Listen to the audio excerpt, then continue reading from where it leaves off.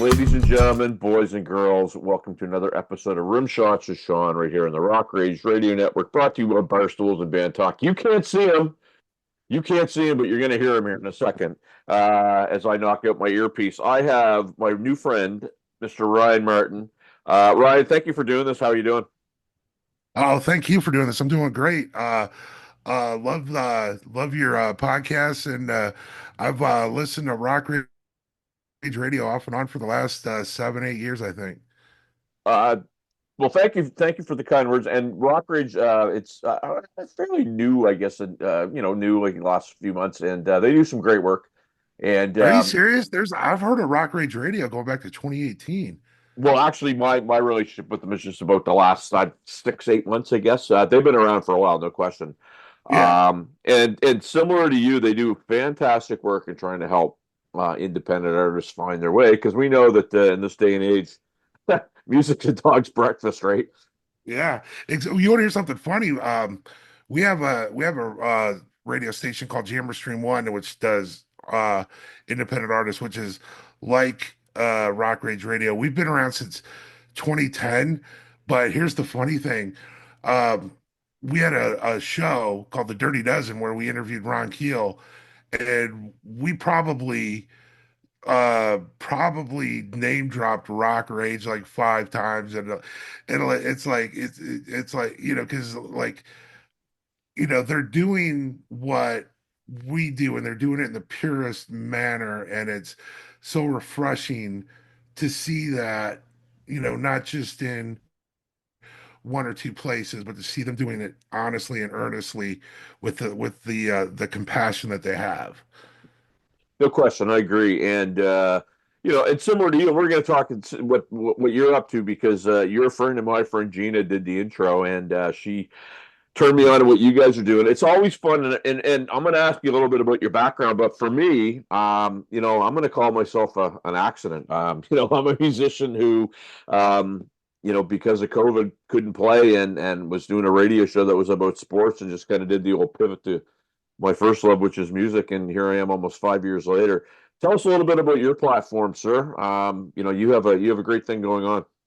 Well, thank you. Well, Jammer Direct started. Jammer Direct is the parent, and then we have the children, which is Jammerzine, which is an online magazine.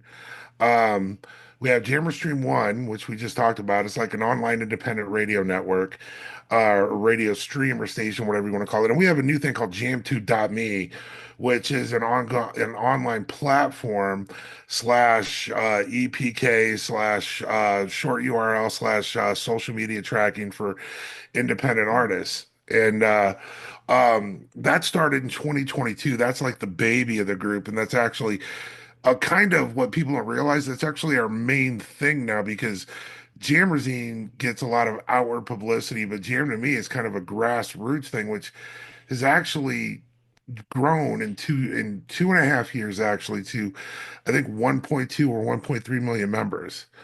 And Wow. so, yeah, part of that's because the porn industry latched onto it, but but Well, I was going to say, is that where you found me? No, I'm just kidding.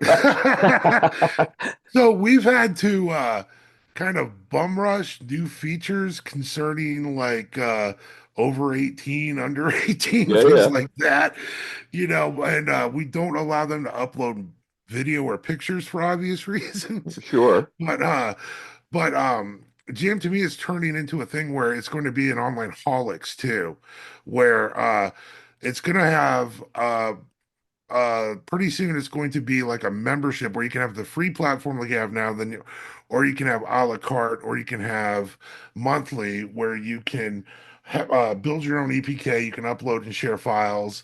It'll have AI where it'll help you. And I hate AI, as much as I hate AI, Hmm. AI will help you build your EPK and actually turn it into like a bio, a blog, all this stuff. It'll scrape your other socials so that it'll put them all together and allow you to create street teams. And the coolest thing is it'll turn your holics into an online store because for a low monthly fee, you'll be able to sell all your stuff and keep all the money. So it's somewhat timely that you and I are having this conversation because what what I often find is that um, musicians are great at making music, uh, and they think sometimes they're great at social media, but the simple brass facts are that very few of them are. I stumble on it by accident, like I say, and I've managed to get good at it, but it's because I also do this and as well as music. Do you find the same thing? Because I just find for whatever reason, musicians are very bad at collecting analytics and kind of figuring out what the heck it is that they're trying to do. Oh, we're horrible. I suck at it. I mean, like, I'm serious. I'm serious. Uh, I had an interview with Phil Rudd from AC/DC for Jammazine once, and it was a month later that I realized I didn't put it on any of our socials. Well, you know what?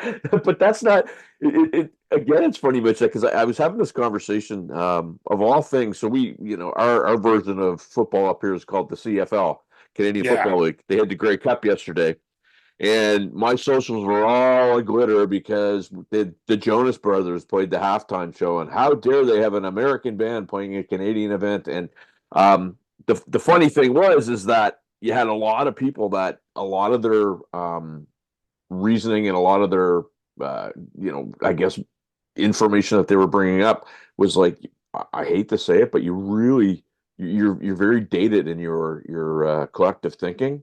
So it doesn't surprise me that you're telling me that someone, you yourself would forget that being busy.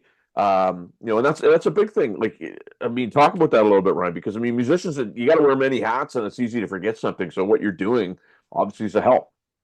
Oh, it is. I hope it is because the stats don't lie. I'm lucky enough to where I can count on the artists doing a lot of their own promotion because we get mentions every day on all the socials from the artist doing Right. the promotion on their socials.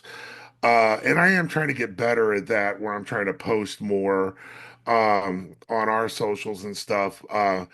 Um, but it's hit or miss. I'll tell you what, I've seen some artists because we do big artists clear through the smallest artists you can find, and our goal is to treat them with the same panache. Like I don't know how else to say it, but we treat everybody the same, no matter how big or no matter how small they are, and everywhere in between. And the the thing that I like to do is show everybody as equals on a platform. So we'll get like a major artist, like okay, like for example, last week we did an exclusive on they might be giants. Okay. Right next to them are two artists you probably never heard of. One of them is less than a year old. Well, And hopefully, because we get a lot of people that peruse the site or will see one next to the other, they'll see that there's no quality differential between legends and people that are just starting out. so I love that, and I won't name names, but I have this conversation, and I have it on a regular basis, but I've had it as recently as last Friday about a certain podcast that I see it, and there's maybe an A-list band, and the person is just like, oh my God, I hate to say they're under the table, but they're almost under the table. And then there's somebody that's not quite as popular, or maybe they're a lower tier, and the treatment is totally different. And so I don't want to say condescending, but not quite as respectful. So I like what you're saying there because um, I think by doing that, you actually give the artist a hand up as opposed to a handout. That's obviously by design. You want to do that by design, correct? Yes, exactly. Well, thank you for that. Because, like for example, Jammerzine is a perfect example. Um, like with me only being one person, I'm writing like 10 articles a day Wow. sometimes. And that's another thing. You get a written article. A lot of people will just copy and paste the press release, Right. which is like a death knell for any because I have a computer science background, and here's the thing: when Google, uh, Yahoo, Bing, when they all see that, and then they see it's on another page and on another page and on another page, they look at it as a duplicate, and they don't see a point in even putting it in the search results. Ah. you're giving a bit of a seminar here, and I don't even know if you mean to do that because oftentimes I get that very question from artists. Like, well, the first thing is I don't want to pay for anything. They want a lot, not every all of them, but some of them want stuff Yeah. for free, right?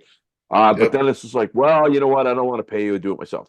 Okay, fine. And then, well, I'm putting stuff out, but it's just not showing up anywhere. And people don't understand there's a science behind this stuff, right? Yeah.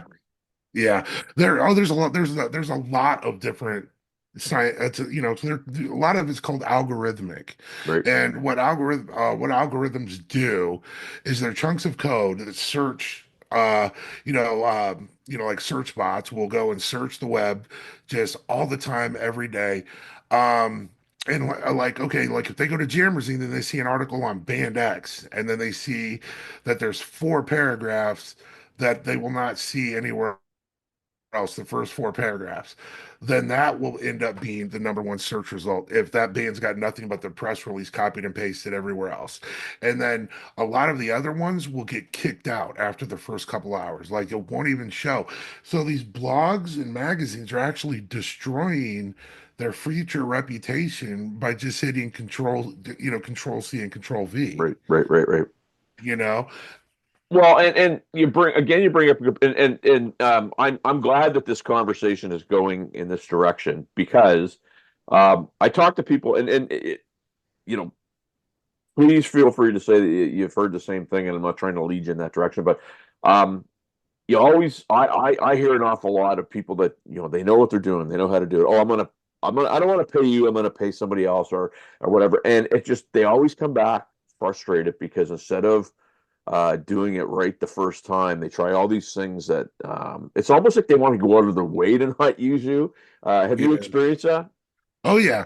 Oh yeah. And here's another thing too. We don't charge for anything. Right, We like everything we have is submitted to us. Like, okay, like most of our stuff is submitted by either the artist, the label, or what they call a PR person like Gina. right, Like Gina's a perfect example. Like we do a lot of her stuff through her public or her PR company yeah, and stuff. And then we've got 10,000 other PR companies. We got 1,000 of the labels, and then we've got the artists because you can go to jammer.direct, which is our main website, and submit your music and upload it. And then you can be asked, do you want this to be on Jammerzine? Do you want this to be on our radio station, Jammerstream One? Do you want this to be on our TV show? We have a TV show, Jammerzine's The Week in Indie, which is a blatant ripoff of MTV's The Week in Indie or The Week in Rock. oh well, but yeah. uh, but you can decide where you want it to go. And what we do with Jammerzine is, I'm like, see, I'm a snarky. I don't know if you can swear, but I'm kind of an asshole. Like sometimes, Fair. you know. And I was like, you know what? I'm just gonna. That'll help me write if I can write like me. So all of the stuff on Jammerzine is called First Listen, First Look, which are single and video premieres. Then you've got the Test Drive, which are album and EP premieres. Then you've got the Daily Dose, here's the thing, the Daily Dose is a featured song. That is the artist in their own words. Okay. And then, so first look, first listen, and test drive, they're exactly what they imply. You're literally hearing my first thoughts. I'm writing as I'm listening or watching it for the first time. So you'll hear me say things that you won't normally, and it's some of it's off the cuff and some of it's off the filter. Like what was it, the other week? I can't remember which band I was, but I literally said, if this band was in a big dick contest, they only need to take out enough to win. Nice, you nice. know, Yeah. you know. So, and then what's funny? The next day, copy that copy that quotes like on Facebook, Instagram. you Well, know. and it's funny that you mentioned that because like I'm going on I think 19 times my stuff has been shared on Blabbermouth, and I don't send it to them because oftentimes I'll get an artist. Billy Sheen comes to mind. Yeah, I'll do the interview, but I don't want to go here and I don't want to go to Blabbermouth.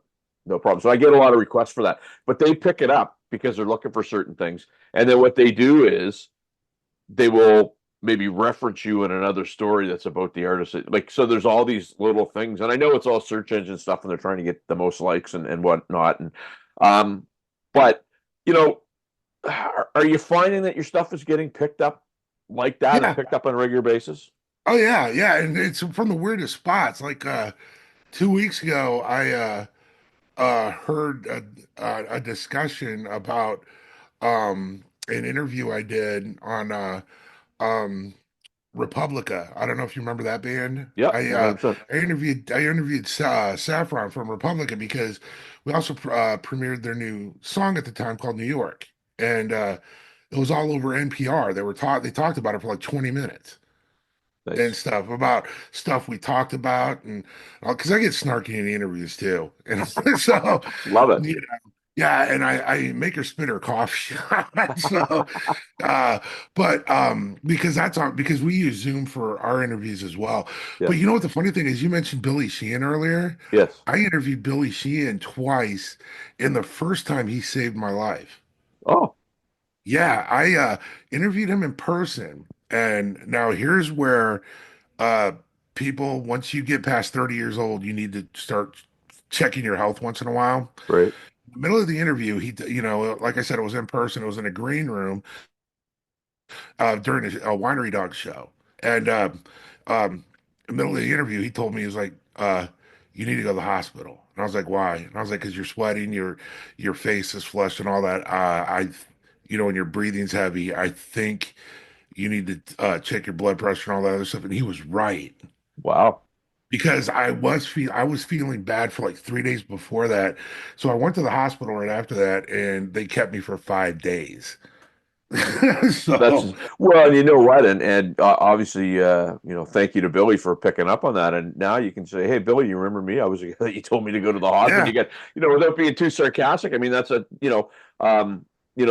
are things that you hate to say touch point, but I mean to be able to say to the guy like, "Wow, you saved my life." That's Yeah. very cool.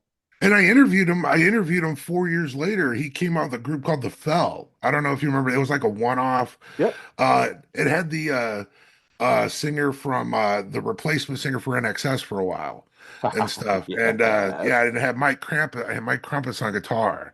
Yep. If you remember that guy. And I interviewed him for that. And he was like, "Yeah, I remember that." He was like, I was kind of worried about you like for a couple hours after and stuff and all that. And I actually asked our label because they were the ones that set that first interview up, follow up, see if I'm all right.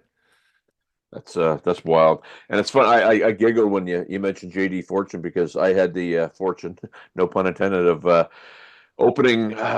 There's a band up here in Canada called Haywire, who a very big national band that was big in Europe, and their singer at the time wasn't available, so they get JD to fill in for him, and we opened for them here in Dartmouth, Nova Scotia, and he was actually on his best behavior. I had heard some things about JD.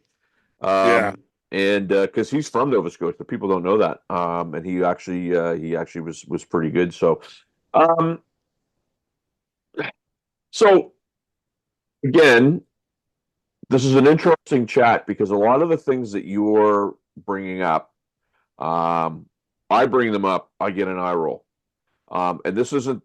I'm very much a product of I shut up, I listen to people that have done things that I haven't, and then I like to, share the information with other people. And sometimes people think it's, oh, you just think it's, you're so smart. No, no, I'm actually not very smart, but I'm a good listener and I'm a good sharer of information.